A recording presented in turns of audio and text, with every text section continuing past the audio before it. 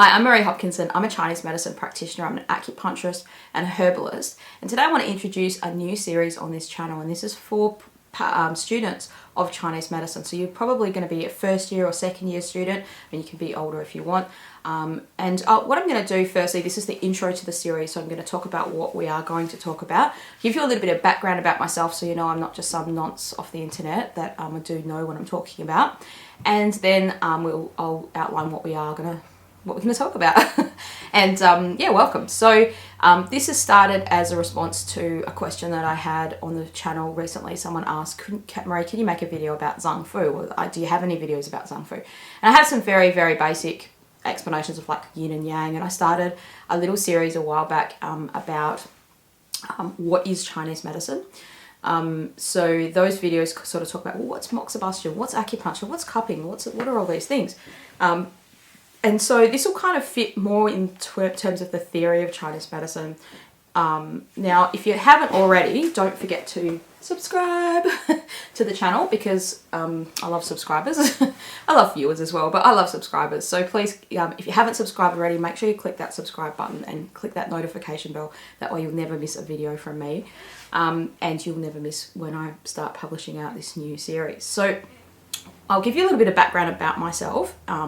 So I started studying Chinese medicine back straight out of high school, and what happened was I didn't know much about Chinese medicine.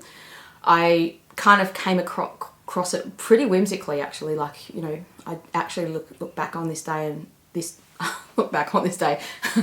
I look back on the last 10 seconds of this video.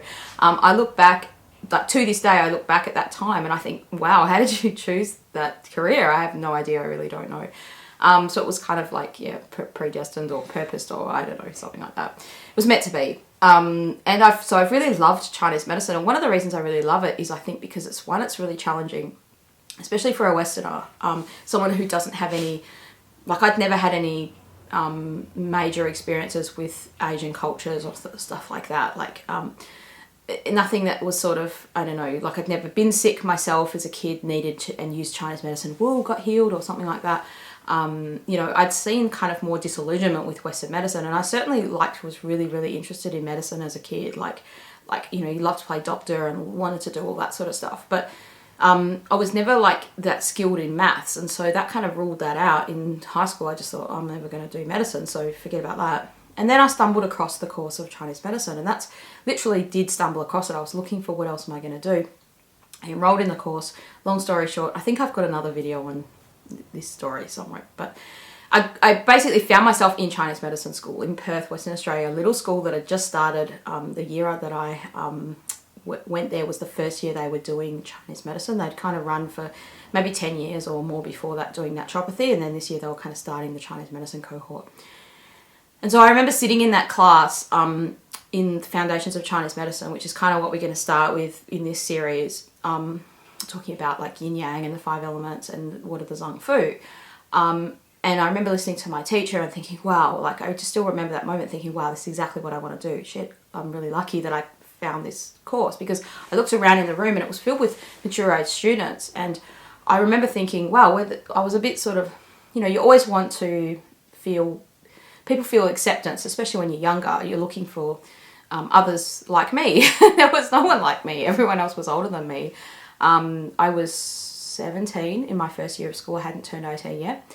And yeah, so I graduated when I was 20, so 18, 19, 20. I graduated when I was at the end, yeah, when I was 20. I went to China when I was 21. And I remember, I think, yeah, maybe 22, I can't remember, something like that. Year 2000, I went to China. And I was like, it was just an amazing journey for me learning Chinese medicine. But I remember in that first year being, one, very confused, and just sticking with it because I wanted to stick with it, and I'm not a quitting person.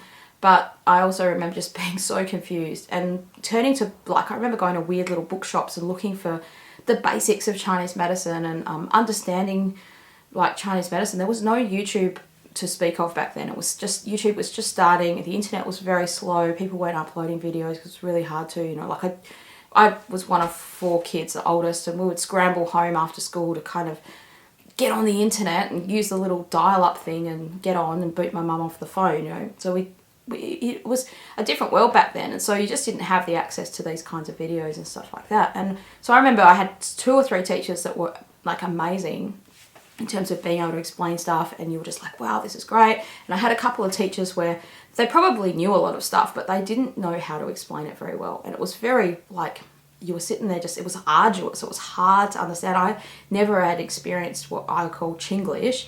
Lots of people call that Chinglish, but like just, you were just like, what did you say? Like, is that some kind of Chinese word that I don't know? Or is that is that a Chinese medicine term? Is that just me not hearing you properly? And, you know, so half of the class was spent interpreting one of our teachers who was just had such a thick accent, and it was so difficult to understand that. And that's not that uncommon still in schools now. I find that there's lots of teachers that, you know, are in Chinese medicine. It's just one of those professions where that's common, or maybe not so much nowadays. I don't know if that's your experience. You know, when I'm not trying to like blame anyone or anything like that. It's just how it is. And some of those teachers are actually really, really knowledgeable in Chinese medicine. And there is an aspect to Chinese medicine of like, especially for Chinese people kind of understand this, and Westerners find this hard to get,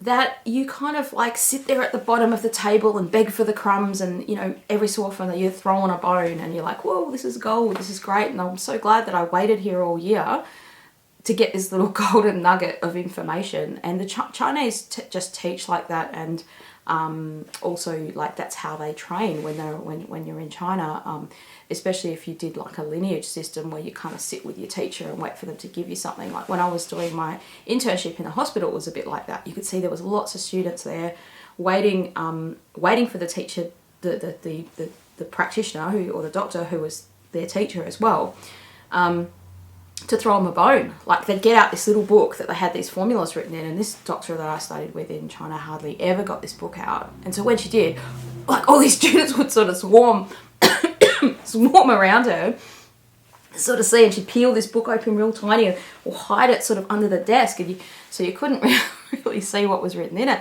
She didn't need it very often, but when she did, like all the students wanted to know what was in this secret little book, and it was in this little drawer. They have these tiny little desks in the hospitals there. And it was in this little drawer which was always locked, and there was like 3 or 4 things in this drawer, and she'd get this little book out every so often. So I guess what I'm saying is, like, that's part of Chinese medicine in a way. It's kind of part of it, but it doesn't have to be all of it, and it doesn't have to leave you as a student thinking, well, I just still don't understand. There's some stuff I just still don't understand. I still just don't get it. Like, Marie, help me. So that's my background of how I started in Chinese medicine, and I was always interested in teaching. When I was studying Chinese medicine, I used to teach violin to students just to make money, right? Because I didn't want to be a checkout chick. Not that there's anything wrong with that, but I just didn't want to do that. So I went and taught violin. So I'm good at teaching and explaining stuff, and I love teaching little kids violin because, you know, they're cute and small, and like you don't have to be with them all day long, just for a little while. And you know, I like doing that. Whereas some people some people who are good at violin, like they hate teaching little kids because it's not very rewarding in a academic sense. Like you don't see, you know, this little kid's not going to play out this virtuoso song. Or you're not going to be able to play with them anything much rather than rattle, rattle, dump truck. Anyway, so what I'm getting at is I've had a lot of experience teaching and being able to explain concepts to things. And then later on, after I finished my course in Perth, so I did like a 3-year degree in acupuncture and herbs. And then I went on to Curtin University and did a course there because I wanted to do teaching, and I thought, like, if I ever want to do this professionally or full-time or do this properly, there's going to come a day where I'm going to need a degree, another degree. So I got a master's degree in international health. And that also enabled me to go to China again, which I was just addicted to going to China by that stage. This was the second trip I'd taken, and I just wanted to go back after the first time living there for 3 months. And so I did a research project in China, and international health is a kind of a degree where it's like you do a bit of epidemiology, which is like the study of disease and how diseases spread, but also not just how to sort of like public health, but in an international setting. And so it's very culturally inclusive, and you look at how cultures interact with illness behaviour and things like that as well. You can do maternal and child health, HIV, And that's usually a big part of it, because at that point, like when I did my degree 2006, HIV spread was one of the biggest issues that we were facing in a worldwide health situation. So like some countries where they just don't have the knowledge, the public health knowledge, to stop the spread of certain illnesses. And also looking at things like where you have hygiene issues in a country or something like that, and how different countries combat the absence of dealing with different levels of skilled trained health workers. So anything from, hey, this village has no one at all, so let's just find someone in this village and they can become a public health worker, right up to access to hospital with proper medical facilities and things like that. And so the different levels of healthcare that's involved in different communities, we take it for granted in Australia and probably where you're from, America or UK or different countries like that, that we just have a hospital, that you just have doctors. I mean, you may not have the money to go and see the best ones, but we still have them available. They're still there. Whereas in some countries, they don't have them. There's no doctors there. People die on the way to going to the hospital to give birth, because there aren't any medical care there, that kind of stuff. So I'm very interested in that in a worldwide sense, and maybe I'll do something in that area later on in my life. I don't know. But anyway, so that's why I studied that. One was just to get the degree, to get the piece of paper, because don't you love pieces of paper? They're so useful, they're so helpful. You never know when you're gonna run out of pieces of paper. So I did that, and then I started teaching Chinese medicine at a couple of colleges in Perth, and that's where I teach now. I teach at a college in Perth, Western Australia. We don't have a university that teaches Chinese medicine, but we do have what we would consider a university level course, which means it's a bachelor degree, but it's at a private college. And there's lots of places in the US and the UK that are taught like that. So that's a bit of information about myself. Then I went on this kind of journey around 2008 to about 2012, where I was really involved in business. I started a couple of different kind of retail shops. I imported furniture from China. I was doing all kinds of stuff, and just really, really interested in manufacturing products and making things, and using my skills in Chinese medicine to make the world a better place through herbal tea and incense and just different things like that, and also just exploring my creativity and that kind of stuff. And so I did that for a little while, and I was still practicing Chinese medicine. So I see patients a few days a week, probably 5 days a week, still seeing patients, just not every single day, every moment of every day, and just parallel running another business, and then building up a third business from there. So I've got lots of experience in business, and just so many aspects of business, like importing stuff. And I'm one of these people that whenever something needs to be done, I want to know how to do it. I want to do it myself, and I want to learn how to do it. I'm not one of these hire it out to other. I don't outsource things before I've tried doing it myself. One is because I think I just enjoy that process, and as you get older, you kind of get to know yourself more and more. And I enjoy that challenge of learning something new, doing a new skill, having something difficult and overcoming it. And then I kind of get bored of it once I know how to do it, and I kind of move on. Okay, next problem, next thing, right? And so then after that, the last 3 years, so I finished a year ago, studying classical Chinese medicine, and I did a diplomat of, I think it's called canonical Chinese medicine, so in Chinese herbs only. And what it is a system of Chinese medicine that just looks at primarily using pulse-based herbs. So feeling someone's pulse, working out what herbs they need, and then working out a formula that contains those herbs. And so it really requires a lot of knowledge of you have to know what herbs are in each formula off by heart, otherwise it doesn't work very well. The system doesn't work very well. So it's kind of required me to go back and do a lot more rote learning and a lot more understanding. And so it's just, I enjoy the process of learning, and that's what I'm doing now. So in my practice in Chinese medicine, I see patients, I do acupuncture, I use a combination of like what I would consider like a Zang-Fu style with acupuncture and a Dr. Tan style of acupuncture. So I use a lot of Dr. Tan balanced method type of style of acupuncture. And then the primary thing I use to treat patients is herbs, which is just what I said before about the pulse-based kind of herbal method that I use. So that's where I've come from, what I do. And I still teach Chinese medicine. So in the seasons where it's not so busy in teaching, I will record more podcasts and do more businessy kind of stuff, and work on other business stuff that I've got going on. Or and then when I have teaching on, I'll kind of do, I won't have as much time to record these kinds of things. So I've got a lot of experience with students. So I've been teaching Chinese medicine since 2006, I think, or maybe even 2004. I think I started doing it at a little college, little shiatsu school. I used to teach Chinese diet therapy and teach Tuina for like 3 or 4 years. And then, part of teaching is also like, you need to have a lot of skill, and like you feel you need to have experience. So you can't just graduate Chinese medicine school and start teaching it straight away. Although that's what I kind of did, but that's because I really, really studied Tuina a lot, and I just stuck to Tuina, and I taught Tuina for years and years and years. Let's talk about what we're going to talk about on this channel. So the first thing I'm going to do is a series about the Zang-Fu and talk about how to understand the Chinese medicine system in a very broad, general way.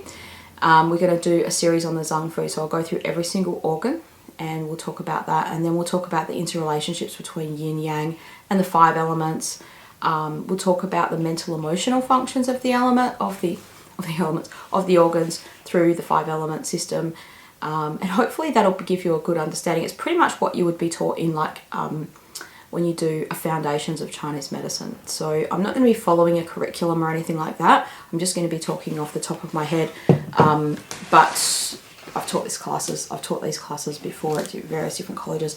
The other thing I'll be using is a bit of Giovanni, because I know lots of students use this at the start. Now you probably have the newer version of this. This is my old vintage classic, the classic Giovanni, Foundations of Chinese Medicine. So I will go through this. I'm just going to open it up and see how old it was. 1989 published this one. And we'll just be going through the Zang-Fu from this perspective, and I'll just be talking about it. So I'll use that as a reference to go through the functions of the different organs, particularly the 6 Zang, which are the 6 main yin organs, and talking about that. So I hope you find this useful and helpful. If you haven't subscribed already, don't forget to subscribe. Because you need to subscribe because you'll miss out otherwise. I don't want you to miss out. So if you've gotten this far in the video, you better click that subscribe button. And if you've got, if you're at a college and you've got friends or students that are struggling to understand Chinese medicine, tell them about the channel so that we can help people to understand things more. And secondly, if you have a question and you'd like it answered, I'll do my best to answer it. I don't know the answer to everything. But I will do my best to try to answer it. So, Marie, what does Chinese medicine think about this? Or what does Chinese medicine think about that? And lastly, before we finish this intro to the series, I just want to say this is not a replacement for your teacher, and it's not. And I don't want to. Like sometimes, what will happen is a teacher will say something, and you might think, and then another teacher might say something else, and you think, well, those two things are contradictory. But maybe it's just 2 different ways of understanding and looking at the same thing from a different perspective. So it might not be that someone's wrong. It might just be 2 different ways of looking at it and understanding it. Something that is probably confusing when you first start doing Chinese medicine. It's not confusing for me now, like after all these years of doing it. So I've been practicing Chinese medicine since the year 2000, which is, it's 2020 now. So that's almost 20 years, right? There's so many styles of Chinese medicine. And what you're taught in Chinese medicine school is what they call just like the Zang-Fu style. Unless you're at a specific school that teaches like 5 element style or teaches, a classical approach or something like that. And so maybe we will do a little video about just the general understanding of how Chinese medicine came to where it is now. But it's just something to consider, that one is there's lots of styles. There's nothing wrong with that. It's good for you as a student to get lots of perspectives and lots of different styles and understandings. But at the same time, if you have too many teachers, and it can be very confusing and you don't know who to follow. So it's a good thing to find a good teacher and just stick with them and follow them and kind of embrace that and fully learn that before you kind of just get this eclectic mix of all different kinds of things going on. Otherwise that can be very confusing for you as well. So I hope that you found this video useful and helpful. Don't forget to put your comments in the thing below, comment away, and I look forward to seeing you again on the next video when we're going to start talking about what are the Zang-Fu and understanding Chinese medicine for first year, second year students. Thanks very much.